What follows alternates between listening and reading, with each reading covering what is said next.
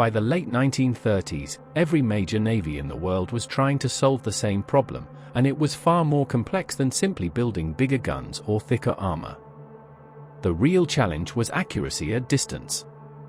Battles were expected to take place over tens of kilometers, often beyond clear visual identification, where ships moved constantly and unpredictably across an empty horizon. A shell fired at such range could take half a minute to arrive, and in that time, both attacker and target would have changed position.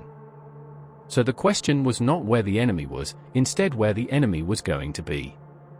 To answer that, battleships became integrated systems. Across Great Britain, the United States, Japan, and Germany, similar structures emerged, built around rangefinders, directors, and mechanical computers.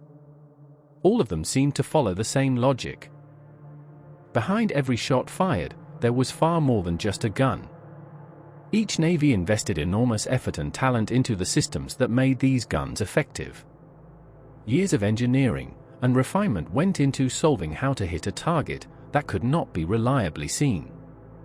They were complex, interconnected systems, built by thousands of people, designed to work under pressure, in motion, and often under fire. On British battleships such as HMS King George V, fire control was built around the idea of centralization and mechanical consistency. At the heart of the system sat the Admiralty Fire Control Table, a complex mechanical computer that continuously processed incoming data from optical rangefinders, as well as the ship's own speed, course, and motion. Rather than relying on individual interpretation at every step, the British system emphasized stability. Once a target was acquired, the system would track it continuously, updating the firing solution as conditions changed. The guns were then controlled as a coordinated unit, responding to this centralized calculation. As radar technology improved, it was integrated into this system, gradually replacing the need for optical confirmation in many situations. The result was a shift toward automation, where the machine reduced uncertainty and the role of the human operator became more supervisory. Most British ships, fire control was easy to spot. High above the superstructure sat large director towers, fitted with long optical rangefinders, feeding data down into the ship's core systems below. The United States Navy followed a similar path, but pushed it further, particularly as radar matured during the war. On ships like USS Iowa, radar became the primary source of targeting information, allowing ships to engage enemies in darkness, poor weather, or heavy smoke, conditions where optical systems would struggle. Fire control computers integrated radar data seamlessly, producing accurate solutions even when the target could not be seen at all. This represented a fundamental shift in naval warfare, where detection no longer depended on the human eye. The American approach increasingly prioritized reliability across all conditions, even if that meant moving away from purely visual methods. On American battleships, the system looked similar at first glance to contemporary systems: large directors, long rangefinders, mounted high for visibility, and more modern radar antennas, quietly taking over the role of the human eye. The Imperial Japanese Navy maintained a strong emphasis on optical systems, particularly on ships like Yamato, which carried some of the largest rangefinders ever built. They used elevated directors for observation, mechanical systems for calculation, centralized control for coordination, and turret-based systems for redundancy. If the main system was damaged, the guns could still operate locally. Their doctrine focused on long-range engagements, where precision at distance could deliver decisive advantage. Optical systems were therefore critical, but they were still integrated into a centralized fire control structure that balanced human observation with mechanical calculation. And while radar was introduced, it did not fully replace optics. On Japanese battleships, the system rose dramatically above the ship. Tall pagoda masts carried massive optical rangefinders high into the sky, giving them a commanding view of the horizon. German ships were equipped with multiple large Zeiss rangefinders, positioned high in the superstructure for accuracy, but also duplicated across the ship in those curious-looking domes. This allowed the system to operate in layers. Under ideal conditions, fire control was directed from the main directors, using long-base optical rangefinders to produce highly accurate solutions at distance. If those positions were damaged, control could shift down to secondary directors. German fire control was not defined by a single idea, but by a combination of precision, redundancy, and adaptability, designed to keep the system working even as the ship itself took damage.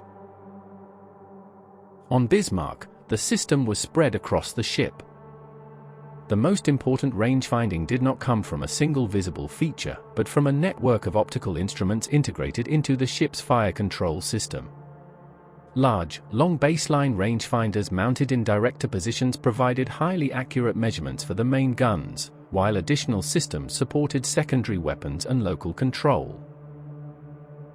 The largest domes, positioned on either side of the funnel, were searchlight housings, not fire control positions, despite their similar appearance.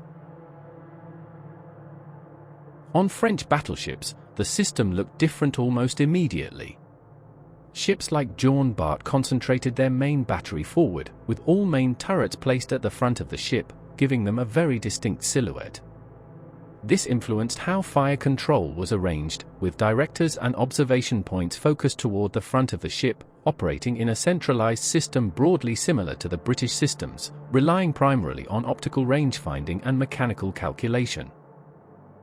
High on the superstructure sat the main director positions, fitted with optical rangefinders, feeding data into centralized fire control systems below. From a distance, this made French battleships easy to identify. A clean forward profile, two large quadrifle turrets grouped together, and a superstructure that seemed to rise directly behind them, with rangefinders positioned high above. It was a familiar solution to the problem. One that prioritized concentration, protection, and forward engagement. On Italian battleships, the system was less obvious at first glance.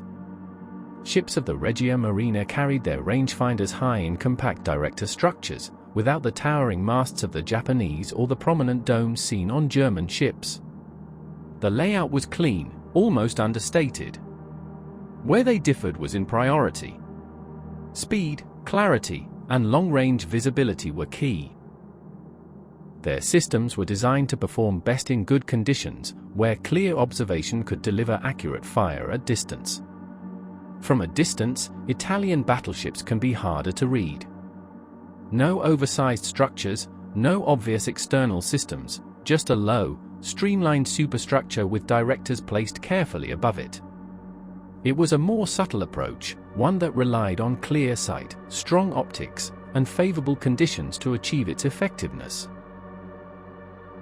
Different systems, different priorities, different ways of thinking about the same challenge.